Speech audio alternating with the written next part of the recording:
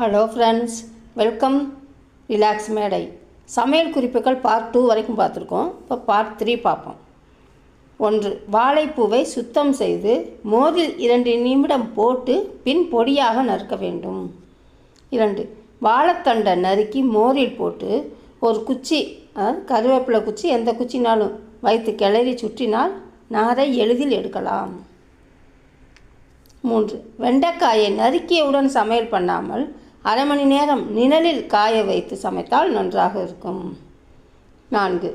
முருங்கைக்காயை நறுக்கி பிளாஸ்டிக் டப்பாவில் போட்டு ஃப்ரிட்ஜில் வைத்து தேவைப்படும் போது கொஞ்சம் கொஞ்சமாக எடுத்து பயன்படுத்தலாம். முருங்கைக்காயை ஃபுல்லாகவே உள்ளே வச்சா அது உள்ளே இருக்க நீர் சத்தெல்லாம் போய் வெறும் இதாக இருக்கும், ஓடு மாதிரி இருக்கும். 5. கறிவேப்பிலை புதினா இலைகளை தனித்தனியாக எடுத்து தனித்தனி பிளாஸ்டிக் டப்பாவில் போட்டு வைத்துக்கொண்டு தேவைப்படும் போது பயன்படுத்தலாம். 6. கறிவேப்பிலை முருங்கை இலையை நிழலில் காய வைத்து தனித்தனியாகவோ அல்லது சேர்த்தோ பொடி செஞ்சு அப்பொடியை தாளிக்கும் போது அரை ஸ்பூன் போட்டு குழம்பில் ஊற்றினால் சத்தும் கிடைக்கும், சுவையும் கிடைக்கும். பாய்.